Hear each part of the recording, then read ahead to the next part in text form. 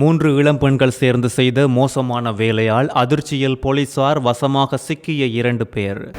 மஹிந்தவின் நண்பனின் உயிர் மாய்ப்பு குறித்து சற்று முன் வெளியானது மர்மம். முன்கூட்டியே திட்டமிட்டதாக தெரிவித்த போலீசார். குற்றக்கும்பல் தலைவர் பட்டுவத்த சாமர அதிரடியாக கைது. முகத்தை மூடி அழைத்து வரப்பட்ட பின்னணி. அரகலைய போராட்டம் செய்த இளைஞர்களுக்காக அரசாங்கத்திடம் நீதி கோரிய நாமல் ராஜபக்ச. அண்மையில் பிக்குவால் தவறான நடத்தைக்கு உட்படுத்தப்பட்ட சிறுமி குறித்து அமைச்சர் சரோஜா போல்ராஜ் அதிரடி கருத்து. அரசாங்கத்தில் $2.5 மில்லியன் திரைசேரி மோசடிக்கு பின்னணியில் இருந்த ஹேக்கர்களை பாதுகாத்தவர்கள் இவர்கள்தான் அடையாளம் கண்டுள்ள CID. நீண்ட இலக்கு வைத்து தூக்கப்பட்ட பணம். குடும்ப தகராறில் மனைவி மீது துப்பாக்கி சூடு நடத்திவிட்டு கணவன் தலைமறைவு. நாட்டு மக்களுக்கு இன்று அதிகாலை 3:30 மணிக்கு விடுக்கப்பட்ட அதிரடி அறிவித்தல். பாதுகாப்பு தலைக்கவசங்கள் இல்லாது 3 இளம் பெண்கள் மோட்டார் சைக்கிளில் பாதுகாப்பற்ற முறையில் பயணம் செய்த வீடியோ ஒன்று வைரலானது குறித்து விசாரணைகள் ஆரம்பிக்கப்பட்டுள்ளது. போலீசாரின் கருத்துப்படி அண்மை காலமாக இந்த பெண்களின் வீடியோ சமூக ஊடகங்களில் பரவியதை அடுத்து இலங்கை காவல்துறை புட்டாள போலீஸ் நிலையம் மூலம் விசாரணையை ஆரம்பித்துள்ளது. விசாரணையில் மோட்டார் சைக்கிளின் பதிவு செய்யப்பட்ட உரிமையாளர், ஓட்டுநர் மற்றும் வாகனத்தில் பயணம் செய்த ஏனைய 2 இளம் பெண்கள் அடையாளம் காணப்பட்டதோடு இவர்கள் கொழும்புக்கல்ல, ஹிடிகிவுல மற்றும் உணவட்டுன பகுதிகளை சேர்ந்தவர்கள் என்றும் போலீசார் அம்பலப்படுத்தியுள்ளனர். 23 வயதான இந்த பெண் ஓட்டுநரிடம் செல்லுபடியாகும் ஓட்டுநர் உரிமம் இல்லை என்றும் காவல்துறை தெரிவித்துள்ளதோடு செல்லுபடியாகும் ஓட்டுநர் உரிமம் இல்லாது வாகனம் ஓட்டியமை, பாதுகாப்பு தலைக்கவசங்கள் இல்லாது 2 பயணிகளை ஏற்றி சென்றமை, அதிகப்படியான பயணிகளை ஏற்றி சென்றமை மற்றும் அஜாக்கிரதையாக வாகனம் ஓட்டியமை போன்ற குற்றச்சாட்டுகளின் பேரில் ஓட்டுநர் நாளை வெள்ளவாய நீதவான் நீதிமன்றத்தில் ஆஜர்படுத்தப்பட உள்ளார். உரிமம் இல்லாத ஒருவரை வாகனத்தை இயக்க அனுமதித்ததற்காக மோட்டார் சைக்கிளின் பதிவு செய்யப்பட்ட உரிமையாளரும் நீதிமன்றத்தில் ஆஜர்படுத்தப்பட உள்ளார் என்று இப்பொழுது தெரிய வந்துள்ளதோடு புட்டாள போலீஸ் நிலையத்தில் மேலதிக விசாரணைகள் மேற்கொள்ளப்பட்டு வருவதும் குறிப்பிட வேண்டியது.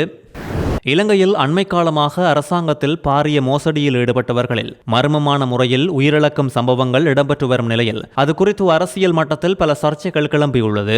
இந்த நிலையில் ராஜபக்சர்களுடன் நெருங்கிய தொடர்புள்ளதாக அம்பலப்படுத்தப்பட்ட ஸ்ரீலங்கன் ஏர்லைன்ஸ் மோசடியின் விசாரணையின் முக்கிய சாட்சியாளர் உயிரிழந்துள்ளமை பரபரப்பை உண்டாக்கியுள்ளது. இவ்வாறான பின்னணியில் ஸ்ரீலங்கன் ஏர்லைன்ஸ் நிறுவனத்தின் முன்னாள் நிர்வாகியான கபில சந்திரசேன முன்பே உயிரை மாய்க்க திட்டமிட்டிருந்ததாக விசாரணை அதிகாரிகள் சந்தேகம் வெளியிட்டுள்ளனர். கபில சந்திரசேன உயிரை மாய்ப்பதற்காக பயன்படுத்திய பெல்ட் 7ஆம் திகதி பிற்பகலில் ஒரு பணியாளரால் அவரது பான்ஸ் பிளேஸ் வீட்டிலிருந்து கொள்ளுப்பட்டியில் உள்ள அவரது வீட்டுக்கு கொண்டு வரப்பட்டது என்று அந்த தகவலின் அடிப்படையில் விசாரணை அதிகாரிகளுக்கு சந்தேகம் எழுந்துள்ளது. அந்த பணியாளரிடம் போலீசார் வாக்குமூலத்தையும் பதிவு செய்துள்ளனர்.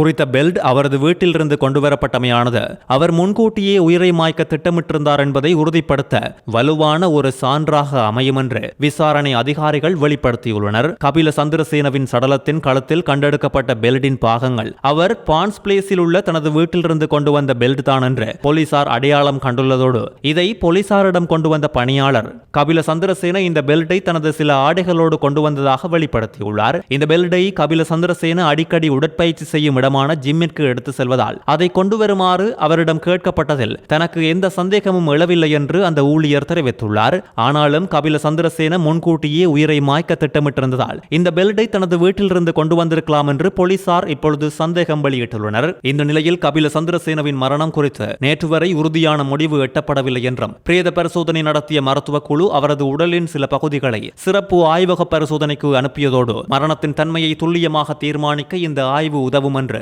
விசாரணை அதிகாரிகள் தெரிவித்துள்ளனர். இந்த மரணம் குறித்து பல்வேறு தரப்பினர் பல்வேறு குற்றச்சாட்டுக்களை முன்வைத்து வருவதோடு ஸ்ரீலங்கன் ஏர்லைன்ஸ் நிறுவனத்தின் பாரிய நிதி மோசடியில் சிக்கியிருந்த கபில சந்திரசேன முன்னாள் ஜனாதிபதி மஹிந்த ராஜபக்சவுக்கு நெருங்கிய தொடர்பு உள்ளதாக தெரிவித்திருந்தமையும் குறிப்பிட வேண்டியது.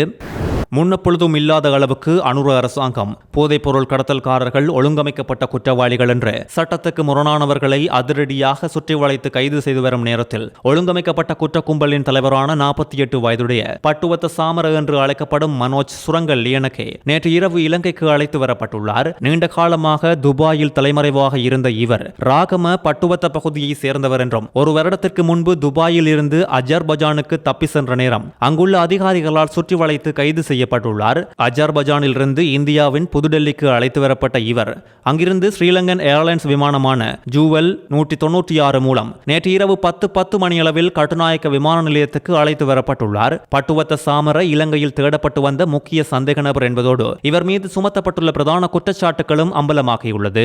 துசித ஹல்லோவுல்ல என்பவர் மீதான தாக்குதல் சம்பவம் அண்மையில் இசாரா செவ்வந்தி சம்பந்தப்பட்டிருக்கும் நீதிமன்றில் கொலை செய்யப்பட்ட பாதாள உலக குழு தலைவரான கணேமுல்ல சஞ்சீவவின் கொலை முயற்சிக்கான ஆயுதங்களை வழங்கியமை, நாடளாவிய ரீதியில் முன்னெடுக்கப்படும் பாரிய போதைப்பொருள் விநியோக வலையமைப்போடு தொடர்புகளை வைத்துள்ளமை, பல்வேறு ஒழுங்கமைக்கப்பட்ட குற்ற செயல்களை திட்டமிட்டமை போன்ற குற்றச்சாட்டுகள் இவர் மீது சுமத்தப்பட்டுள்ளது. கட்டுநாயக்க விமான நிலையத்துக்கு அழைத்து வரப்பட்ட சாமர பலத்த பாதுகாப்பு ஏற்பாடுகளுக்கு மத்தியில் கொழும்பு குற்றப்பிரிவினரால் பொறுப்பேற்கப்பட்டு மேலதிக விசாரணைகளுக்காக அழைத்து செல்லப்பட்டுள்ளார். இலங்கை திரை சேரி நிதியிலிருந்து 2.5 மில்லியன் டாலர் பணம் காணாமல் போன சம்பவத்தோடு தொடர்புடைய ஹேக்கர்களை மறைக்க பயன்படுத்தப்பட்டதாக கூறப்படும் நிறுவனத்தை குற்றப்புலனாய்வு திணைக்கள புலனாய்வாளர்கள் இப்பொழுது அடையாளம் கண்டுள்ளதோடு இந்த பணம் அமெரிக்காவின் 2 வெவ்வேறு மாநிலங்களில் உள்ள பல வங்கிக் கணக்குகளுக்கு மாற்றப்பட்டதும் அம்பலமாகியுள்ளது. இணையவழி வணிக பதிவு சேவைகளில் ஈடுபட்டுள்ளதாக கூறப்படும் பிஸ் சொல்யூஷன் என்ற 3ஆம் தரப்பு நிறுவனம் வழியாக இந்த நிதி அனுப்பப்பட்டுள்ளதோடு இந்த நிறுவனம் அமெரிக்காவின் டெலாவேர் மாநிலத்தில் பதிவு செய்யப்பட்டிருந்ததாக புலனாய்வாளர்கள் தெரிவித்துள்ளனர். டிடி வங்கியின் ஒரு கிளையில் இந்த நிறுவனத்தின் பெயரில் 4 தனித்தனி வணிக கணக்குகள் பராமரிக்கப்பட்டு வந்தமையும் விசாரணையில் தெரிய வந்துள்ளதோடு பெரும்பாலான கணக்குகள் காலி செய்யப்பட்டுள்ளதாக தெரிவிக்கப்பட்டாலும் ஒரு கணக்கில் மட்டும் சுமார் $200 இருப்பு உள்ளதும் உறுதியாகியுள்ளது. இலங்கை அரசுக்கு நெருக்கடியை கொடுத்த இந்த இணையவழி ஊடுருவல் வெளிவளங்கள் திணைக்களத்தை குறிவைத்ததோடு உத்தியோகபூர்வ மின்னஞ்சல் தொடர்பு வழிகளுக்கு அங்கீகரிக்கப்படாத அணுகலையும் உள்ளடக்கியிருந்தது. இந்த ஊடுருவலின் ஊடாக ஆஸ்திரேலியாவுக்கு செலுத்த வேண்டிய $22 மில்லியன் இருதரப்பு கடன் திருப்பி செலுத்துதல் தொடர்பான நிதியை ஹேக்கர்கள் இடைமறித்து திசை திருப்பியதாகவும் கூறப்பட்டுள்ளது.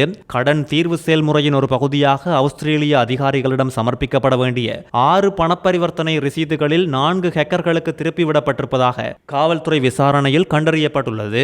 அண்மையில் காலமான திரைசேரி அதிகாரி ரங்க ராஜபக்ச இந்த மோசடி பணப்பரிவர்த்தனையை தூண்டிய ஆரம்ப மின்னஞ்சல்களுக்கு பதிலளித்த முதன்மை தொடர்பு நபராக இருந்திருக்கலாம் என்று காவல்துறை சந்தேகம் வெளியிட்டுள்ளது. ஒப்பீட்டளவில் தாராளமான வணிக விதிமுறைகள் காரணமாக நிறுவனத்தை பதிவு செய்ய டெலாவேர் பயன்படுத்தப்பட்டிருந்தாலும் இறுதி பரிவர்த்தனை ரசீதுகளில் ஒன்று வங்கி விதிமுறைகள் கணிசமாக கடுமையாக உள்ள மற்றொரு அமெரிக்க மாநிலத்தோடு இணைக்கப்பட்டிருந்ததாக தெரிவிக்கப்பட்டுள்ளது. எதிர்க்கட்சி உட்பட பல தரப்பினரும் அனுர அரசின் கவனயீனமே இதற்கு காரணம் என்று குற்றம் சாட்டி வந்த நிலையில் தற்போது குறித்த நிறுவனம் அடையாளம் காணப்பட்டுள்ளதோடு டெலாவேரை தளமாக கொண்ட இந்த பதிவின் பின்னணியில் உள்ள நபர்களை கண்டறியவும் கணக்குகளை இயக்கிய பொறுப்பாளர்களை கண்டறியவும் புலனாய்வாளர்கள் சர்வதேச பாதுகாப்பு அமைப்புகளுடன் சேர்ந்து பணியாற்றி வருகின்றனர். தேசிய மக்கள் சக்தி அரசாங்கம் காலி முகத்திடல் போராட்டத்தில் ஈடுபட்ட இளைஞர்களை ஏமாற்றியே ஆட்சிக்கு வந்தது என்றும் சிஸ்டம் சேஞ்சுக்கு போராடிய இளைஞர்களின் எதிர்பார்ப்பை அனுர அரசு நிறைவேற்றவில்லை என்றும் ஸ்ரீலங்கா பொதுஜன பெரமுனவின் தேசிய அமைப்பாளர் நாமல் ராஜபக்ச குற்றம் சாட்டியுள்ளார். குருநாகல் கிரியாலையில் நடந்த பொதுக்கூட்டத்தில் உரையாற்றும் போது நாமல் இதனை கூறியுள்ளதோடு வீடுகளை எரித்து ஆட்சிக்கு வந்த நாடாளுமன்ற உறுப்பினர்களும் அமைச்சர்களும் தற்போது சொகுசு வாகனங்களில் வலம் பெறுவதாகவும் சுட்டிக்காட்டியுள்ளார். சொகுசு வீடுகளை கட்டிக்கொண்டு சுகபோக திளைத்து இவர்கள் 4 ஆண்டுகளுக்கு முன்னர் மே மாதம் 9ஆம் தேதியன்று போராட்டம் நடத்திய எங்கள் கட்சி உறுப்பினர்களை தாக்கி வீடுகளை எரித்து நாடாளுமன்ற உறுப்பினர் அத்துக்கோரளவை வீதியில் கொலை செய்ததாகவும் குற்றம் சாட்டியுள்ளார். தங்களின் அரசியல் அபிலாசைகளை நிறைவேற்றவே இவ்வாறான செயற்பாடுகளில் ஈடுபட்டதாக கூறிய நாமல் ராஜபக்ச அதன் விளைவாக தற்போதைய அரசாங்கமும் ஆட்சி பீடம் ஏறியது என்றும், ஆனால் நேர்மையாக களமிறங்கி இந்த நாட்டின் அமைப்பு மாற வேண்டும் என போராடியவர்களுக்கு இதுவரை எதுவும் கிடைக்கவில்லை என்பதோடு வருங்கால சந்ததியினருக்கு ஏற்ற இந்த நாட்டின் அரசியல் நவீனமயமாக்கப்பட வேண்டும் என்று நேர்மையாக சிந்தித்த இளைஞர்கள் பேராசிரியர்களுக்கு அப்பட்டமான பொய்கள் கூறி ஏமாற்றியே இந்த அரசு ஆட்சிக்கு வந்தது என்றும் நாமல் ராஜபக்ச இதன் போது சுட்டிக்காட்டியுள்ளார். அண்மையில் மூத்த பிக்குவால் தவறான நடத்தைக்கு உட்படுத்தப்பட்ட 15 வயது சிறுமிக்காக நிபந்தனையின்றி செயல்படுவேன் என்று மகளிர் மற்றும் சிறுவர் அலுவல்கள் அமைச்சர் சரோஜா சாவித்ரி போல்ராஜ் தெரிவித்துள்ளார். முறைப்பாடு செய்யப்படும் ஒவ்வொரு சம்பவத்திலும் சம்பந்தப்பட்ட அரசு நிறுவனங்கள் சுதந்திரமாக செயல்படுவதற்கு தேசிய மக்கள் சக்தி அரசு வாய்ப்பளித்துள்ளது என்று கூறிய இவர் இந்த சம்பவத்தில் போலீசார் மற்றும் குற்றப்புலனாய்வாளர்கள் உரிய முறையில் செயற்பட்டார்களா என்று ஊடகவியலாளர்கள் கேட்ட கேள்விக்கு பதில் வழங்கும் போது இவ்வாறு தெரிவித்துள்ளார். குறித்த பிக்குவின் சம்பவத்தில் சம்பவத்தில் தான் போலீசாருக்கோ அல்லது பிக்குவுக்கோ சார்பாக செயற்படவில்லை என்றும் பாதிக்கப்பட்ட சிறுமியின் நலனுக்காகவே தன்னை அர்ப்பணித்துள்ளதாகவும் வலியுறுத்தியுள்ளார். சிறுவர் பாதுகாப்பு அதிகார சபை முடிந்தவரை தலையிடுவதற்கு தேவையான பின்னணி உருவாக்கப்பட்டுள்ளது என்றும் சட்டத்தை நிலைநாட்டும் அதிகாரிகளை பாதுகாக்கத்தான் முன்னிற்பதாகவும் அமைச்சர் தெரிவித்துள்ளார். சட்ட அமுலாக்கத்தில் எந்தவொரு தரப்பும் செல்வாக்கு செலுத்த அனுமதிக்கப்படாது என்பதை உறுதி செய்வேன் என்றும் இவர் தெரிவித்துள்ளார். மகியங்கனை அராவத்தை ஒருபெதிவெவ பகுதியில் குடும்ப தகராறு காரணமாக கணவன் நடத்திய துப்பாக்கி சூட்டில் 3 பிள்ளைகளின் தாயான 35 வயதுடைய பெண்ணொருவர் படுகாயமடைந்து மகியங்கனை ஆதார வைத்தியசாலையில் நேற்று இரவு அனுமதிக்கப்பட்டுள்ளார். நேற்று இரவு குறித்த தம்பதியினரிடையே கடுமையான குடும்ப தகராறு ஏற்பட்டுள்ளதோடு மதுபோதையில் இருந்த கணவன் தனது மனைவியையும் மகளையும் துப்பாக்கியால் சுடப்போவதாக மிரட்டி கையில் வைத்திருந்த ஏர் டிரைபிள் ரக துப்பாக்கியால் மனைவியை சுட்டுள்ளார். சம்பவத்தை தொடர்ந்து சந்தேக நபரான கணவன் வீட்டிலிருந்து தப்பியோடி உள்ளதோடு துப்பாக்கி சூட்டுக்கு பயன்படுத்தப்பட்ட ஏர் டிரைபிள் துப்பாக்கியையும் அதற்காக பயன்படுத்தப்படும் 77 தோட்டாக்களையும் போலீசார் கைப்பற்றியுள்ளனர். தலைமறைவாகியுள்ள சந்தேக நபரை தேடி மகியங்கனை போலீசார் மேலதிக விசாரணைகளையும் முன்னெடுத்து வருகின்றனர். இன்று அதிகாலை 3:30 மணி நிலவரப்படி நீர்ப்பாசன திணைக்களத்தினால் வெளியிடப்பட்ட மற்றும் பேரிடர் மேலாண்மை நிலையத்திற்கு வழங்கப்பட்ட அறிக்கையின் அடிப்படையில் மக்களுக்கு அவசர அறிவுறுத்தல் விடுக்கப்பட்டுள்ளது. அறிவுறுத்தலின்படி கிருந்தியோயா ஆற்றின் தனமலவில நீர்மானி நிலையத்தில் நீர்மட்டமானது பெரும் வெள்ள நிலையை எட்டியுள்ளதோடு வெகரகல நீர்த்தேக்கத்தின் வான்கதவுகள் திறக்கப்பட்டுள்ளதாகவும் அறிவிக்கப்பட்டுள்ளது. அறிவித்தலின்படி கிருந்தியோயா ஆற்றின் தனமலவில நீர்மானி நிலையத்தில் நீர்மட்டமானது பெரும் வெள்ள நிலையை எட்டியுள்ளதோடு வெகரகல நீர்த்தேக்கத்தின் வான்கதவுகள் திறக்கப்பட்டுள்ளதாகவும் அறிவிக்கப்பட்டுள்ளது.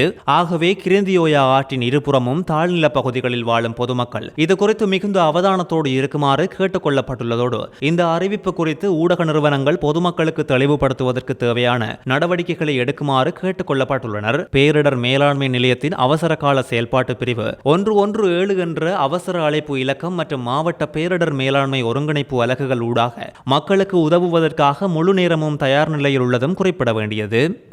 பெலவத்தை ஜேவிபி தலைமையகத்தில் மோதல் ஏற்பட்டதாக சமூக ஊடகங்களில் பகிரப்பட்ட பல பதிவுகளை அடுத்து அதன் பொதுச் செயலாளர் டில்வின் சில்வா திவாலான எதிர்க்கட்சிகளின் அபத்தமான முயற்சிகள் இது என்று இந்த கூற்றுக்களை அதிரடியாக மறுத்துள்ளார். பெலவத்தையில் ஏற்பட்ட மோதல் காரணமாக டில்வின் சில்வா மருத்துவமனையில் அனுமதிக்கப்பட்டதாக யாரோ ஒருவர் உருவாக்கிய ஒரு பொய்யான சமூக ஊடக பதிவு உண்மைகளை சரிபார்க்காமல் மற்றவர்களால் பகிரப்பட்டதாகவும் சில எதிர்க்கட்சி அரசியல்வாதிகள் கூட செய்தியாளர் சந்திப்புகளின் போது அதை பற்றி பேசியதாகவும் இவர் தெரிவித்துள்ளார். இது எதிர்க்கட்சியின் திவால் நிலையைத்தான் காட்டுகின்றது. மக்கள் இந்த பொய்களை நம்ப மாட்டார்கள். இப்படிப்பட்ட எதிர்க்கட்சியால் எப்படி அரசாங்கத்தை நடத்த முடியும் என்றும் இவர் இதன் போது கேள்வி எழுப்பியுள்ளார். என்பிபியின் வெற்றிகரமான மேதின பேரணிகள் மற்றும் விரைவுபடுத்தப்பட்ட நீதிமன்ற வழக்குகளுக்கு பின் எதிர்க்கட்சி முகாம் இப்போது கலக்கமடைந்துள்ளதாகவும் டில்வின் சில்வா கூறியதோடு எதிர்க்கட்சியிடம் இப்போது முழக்கங்கள் இல்லை, அரசாங்கங்கள் மக்கள் ஆணையை இழந்துவிட்டது என்று அவர்களின் கூற்றுக்களையும் அரசுக்கு எதிராக மக்களை வீதிகளுக்கு கொண்டு வருவோம் என்று அவர்களின் அச்சுறுத்தலையும் நாங்கள் தவறென நிரூபித்துள்ளோம் என்றும் ஒரே நாளில் பெருமளவிலான மக்கள் பங்கேற்போடு சாதனை அளவிலான 21 மேதின பேரணிகளை நாங்கள் நடத்தினோம் என்றும் இவர் தெரிவித்துள்ளார். தெனியாய கல்வி வலய மாணவர்களின் பெற்றோர்களிடம் பிள்ளைகளை மேலதிக வகுப்புகளுக்கு அனுப்புவதை தவிர்க்குமாறு விசேட கோரிக்கை ஒன்று விடுக்கப்பட்டுள்ளது. மாத்தறை தெனியாய கல்வி வலயத்துக்குட்பட்ட பாடசாலை மாணவர்களிடையே இப்பொழுது பரவும் காய்ச்சல் நிலைமையை கருத்தில் கொண்டு ஏற்கனவே தற்காலிகமாக மூடப்பட்டிருந்த 4 பிரதான பாடசாலைகளையும் இன்று மற்றும் நாளை 2 தினங்களுக்கு தொடர்ந்து மூடுவதற்கு சுகாதார மற்றும் கல்வி அதிகாரிகள் தீர்மானித்துள்ளனர். தெனியாய மத்திய கல்லூரி, தெனியாய ராஜபக்ச மகாவித்தியாலயம், தெனியாய புனித மேத்யூ வித்தியாலயம் மற்றும் பல்லை சித்தார்த்த வித்தியாலயம் ஆகிய பாடசாலைகள் இவ்வாறு மூடப்பட உள்ளது. இந்த காலப்பகுதியில் காய்ச்சல் பரவலை கட்டுப்படுத்தும் நோக்கில் தமது பிள்ளைகளை மேலதிக வகுப்புகளுக்கு அனுப்புவதை தவிர்க்குமாறு தெனியாய கல்வி வலய மாணவர்களின் பெற்றோர்களிடம் சுகாதார அதிகாரிகள் விசேட கோரிக்கையையும் விடுத்துள்ளனர்.